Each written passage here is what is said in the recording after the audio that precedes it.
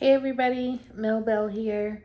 This is my new series, A Medium Answers. So, quick recap, I am a medium. I have exercised this ability for about 25 years. And it wasn't something that I meant to do. It's just something that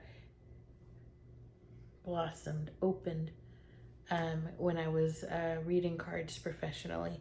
That's how it started. It probably was there when I was a child, but I didn't realize that was what was happening. I thought it was just my own voices.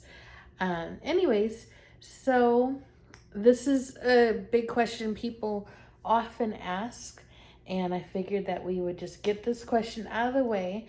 Please keep in mind that the afterlife is a very complex, large subject, and so I will not be able to share all my thoughts on it. Not everything that I cover is not the full story, but I will cover as much as I can in very brief. Um, um, Sorry, a lot of loss for words. Very briefly, I will cover as much as I can. So I did, to keep on topic, I did make myself a few bullet points. So let's start off like what happens when we die. So basically, nobody likes to hear this. It depends on the person. Okay. There are certain things that tend to be universal with humankind when they pass. So initially, there is this freedom. There is this strong sense of freedom because you're no longer tied to the earth. There's gravity is gone, and so you feel literally light. You feel much lighter and maybe a little disorientated. And you do have this moment of having to understand what has happened. And then you visit loved ones, and it's different. You can think of them, and then you just, wherever they're at in the world, it's like you zoom to that person, almost like your thoughts create the road or the tunnel or the whatever, however you want to describe it. It's like an internet line. You know how they show how electricity is going through a line or the internet? Like, it's like that. So you think of the person and you just travel straight to them. And you want to encourage them that you're okay, and that doesn't tend to be something that comes through, because you're now in between worlds. You are no longer of the living, but you haven't yet crossed over to be an empowered spirit. So this is where there is the decision. There is the shock of passing, or if you prepared for this, if you were dying of a terminal illness, so you had some kind of preparation, then it would be easier. But there is this point, this period of time where you attend your own funeral. Basically, you try to support your loved ones simply by being there with them.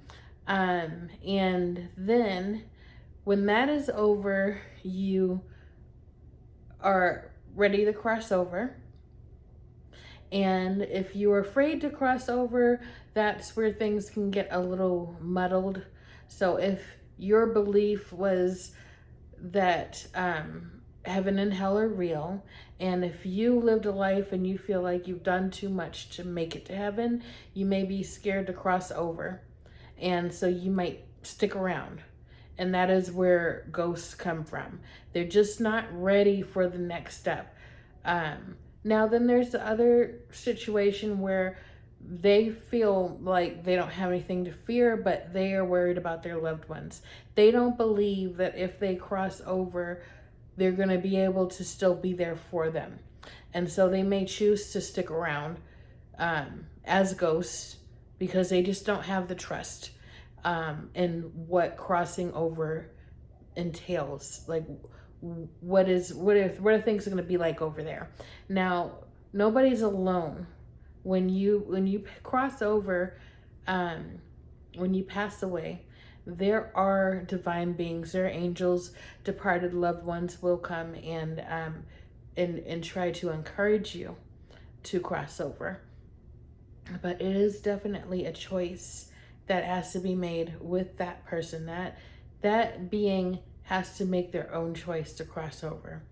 Okay, so then now when they do cross over, when a spirit does cross over, now a big smile is coming to my face because I really feel it, that it is like a reunion.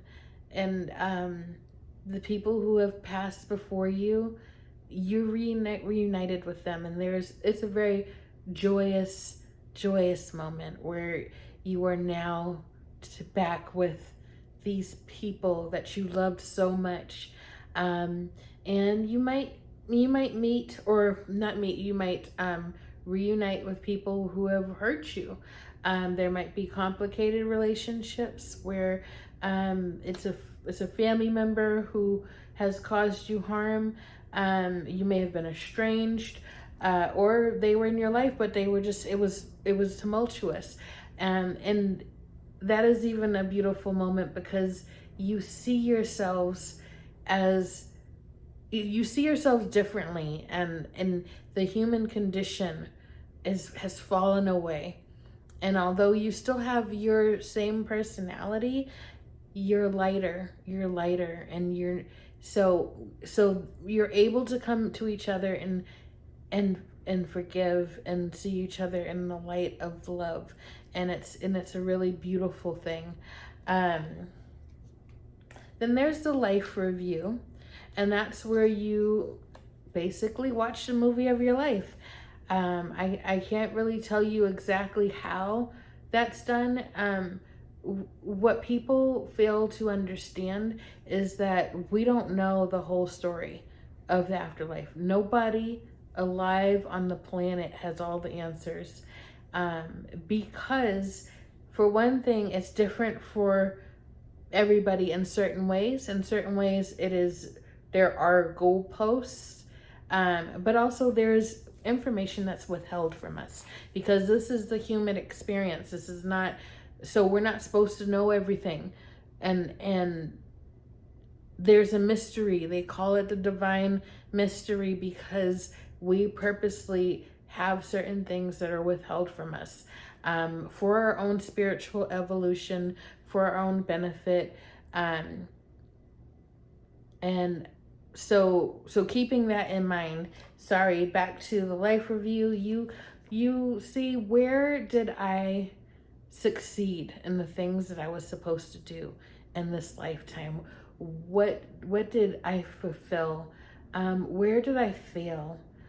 Oh man, I can't believe that I went through this situation 20 times with different people and I didn't get that. I didn't achieve what I went to do, because when you are born, when you come into this life, you have certain things that you want to get done for your soul's evolution, to grow, for your soul growth. And you choose certain things that you want to do, and that kind of spider webs out to all these different people that can fulfill that for you, that can challenge you with that lesson. And so it's never like just one person. You never get just one try to get something right. It's throughout your life, there will be opportunities to learn this lesson, to fulfill this obligation. Like you might have an idea of something that you want to do. Maybe it's something you want to fulfill for somebody else. So these people in your life, throughout your life, are opportunities. for growth in some way. And so then there's choices. So let me put it like this. Okay, Mother Teresa, as far as I know, was a very loving individual that really lived a selfless life, helping other people. That doesn't mean she won't reincarnate. That doesn't mean she didn't reincarnate. I don't talk to Mother Teresa, so I can't tell you directly on what she said. But just because somebody lived a selfless life does not mean that they have incarnated on the planet enough times to be fulfilled by that experience. So she might need to come back because she lived this selfless life, and who knows what her past lives were, but her past lives could have had a similar theme, and her soul growth lesson on the planet might be putting herself first. It might be, what can she explore creatively? Maybe she was always an artist or a poet or a great writer, and she chose the service to God, and it's a beautiful thing, but there's more in her soul and her soul's growth that does not involve that. So yes, this was something she wanted to do as a soul, but that doesn't mean that's the only thing that needs to be done. Okay? And so just saying that when it comes to reincarnation, it's not always about just being a good person and being the best person you can be. That's not the whole point. There is the point of your soul growth has to do with your life experiences, and not necessarily good or bad, but experiences, enrichment of your soul. So I also feel like I've been questioning this, and I'm not entirely sure, but I have been feeling like not everybody reincarnates, and I've come to this understanding in the last maybe 5 years or so that people don't reincarnate right away, and that's not an absolute, but normally people will stay in the other side, in the spirit realm, to be with their loved ones from a more empowered perspective.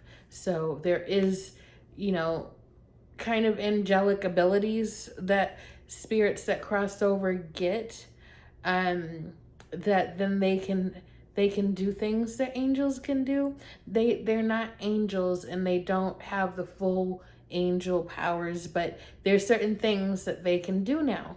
So when you smell flowers and it's the perfume of your grandmother who passed away, if you feel the presence of your uncle, when you just barely avoided an accident, those kind of things, those kind of abilities are gifted to spirits. And I shouldn't say gifted, more like opened. It is an ability that's opened. So that doesn't mean they won't reincarnate. So I think that some humans may come back after their loved ones have passed, which can be, they can be on the other side for 100 years and then come back. The whole animal thing, like two things. Do animals, spirits reincarnate, and do people incarnate into spirits? Into animals. And I think I'm going to reserve that for another video, because that's a more complex topic that I've only played around with and I haven't really gotten the full answers on. Let me see, is there anything else? So yes, after the life review, you then basically you draft up your next life. And people sometimes get upset because it's like, you chose this for yourself. And I think that it's not exactly that.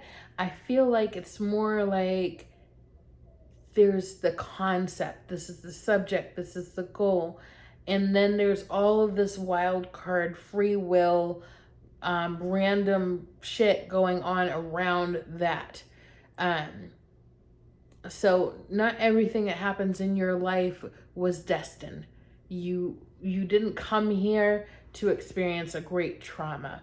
I am not of the belief that you purposely put yourself in traumatic situations to be harmed in order for your soul to grow. I think that's an outdated belief that is not it's an illusion. It's not real. And in the true spiritual realm, like the earth, this is an illusion. This is a place that we are learning, that we are growing. We are raising vibrations around throughout the universe through our experience. And of course, then there's experiences, people are lowering the vibrations, so it's a battle. But there's no soul journey that requires your suffering, that requires you to be hurt. And I really think that that has to do with a darker energy that is causing that wants you to experience that.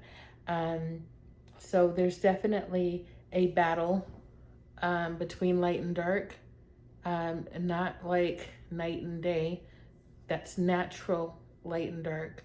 I am talking about the darkness that humankind created with their own free will, their ability to manifest, their rejection of their shadow selves has created something else. But that's not in power on the other side. There's an illusionary power around. So I'm doing this because it's like there's layers, there's levels in consciousness when you cross over. And so there are levels you can get stuck in because of your fears. So it's really important to think about what you fear about the other side, what you fear about who you are as a person, where you're going to end up, and things like that. Because when you do cross over, that's how people may experience their impression, what they think is hell, because of their fears, and so it makes them heavier, and so they can't get past those levels. And so some people will cross over and will spend a time in what they think is hell, because they think it's what they deserve, as well as purgatory. Like, there are things that people talk about, people are experiencing that, although is very real in that realm, it's not the truth. It's not the divine truth. It is the illusion of the experience. That is, it's very complex, and I don't have all the answers, and I will never tell you that I have all the answers. I just know that the darker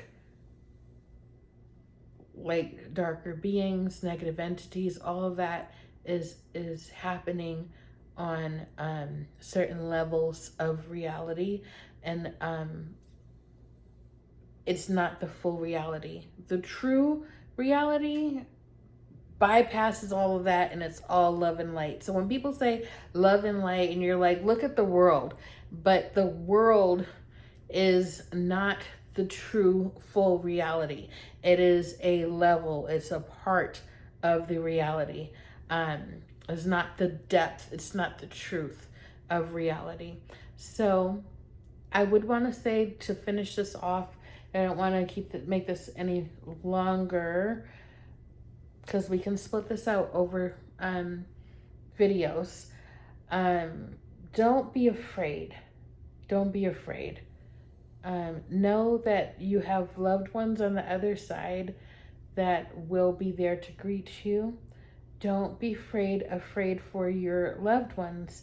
If you do have a loved one that is going to pass soon or has passed, you can always call on the angels and ask them to be there with that loved one, to help them cross over, to protect them and keep them safe, to show them the truth of God, love and light, and that is always helpful. The angels always answer, and your energy as this divine being living in this human experience can help fuel such a request and empower that to that loved one who may be having a hard time crossing over, might not be where they are supposed to be because they're scared. This is also shadow people. So there's more than one type of shadow person, but somebody who is afraid to cross over may appear as a shadow person because they're cloaked. They're hiding on purpose because they're not ready to be seen or cross over and face whatever their destiny is. Okay, well, wow, that's a lot. So please let me know if you enjoy these videos and let me know what your questions are. And we'll go ahead and explore this further and see where we end up. So sometimes these communications are coming through to me. It is from my past experience with many departed loved ones, as well as other people's departed loved ones, as well as divine beings and not so divine beings. So it's a culmination of information, and keeping in mind that there's different perspectives, but it doesn't mean there's only one truth. So there can be very, very seasoned and truthful, honest mediums out there that don't have my perspective. And it doesn't necessarily mean my perspective's right or wrong and theirs is right or wrong.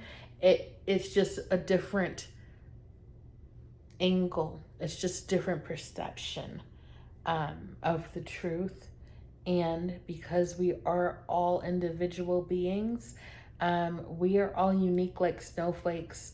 And like I said, although there are certain goalposts and certain things that are absolute truths, there's all the space in between that makes things different. And somebody who's lived 100 lives on the planet is different than somebody who lived 3. And the whole reincarnation thing, that's another conversation. Like, are there new souls being created? Because after a while, how many times will you recycle into this world? How long does it take to learn everything you need to learn for your soul growth? Do you go to other planets? So there goes another thing that we can ask. And when I say we can ask, means that I check in and I am getting information and I am matching it to what I've been told by spirits that I've already communicated to. So yeah, there's a lot of space for a lot of questions to be answered through this series. So thank you for watching. Please like, share, subscribe, comment. Let me know what you're thinking about when it comes to this topic, and let me know if you have any questions you want to throw into the what's that word? I want to say bowl, bucket, but I don't think that's the word. If you might notice that mediums and psychics, they tend to get a loss of words. It's a thing. It's a thing. Anyways, okay. Well, everybody take care, and I'll talk to you later. Bye.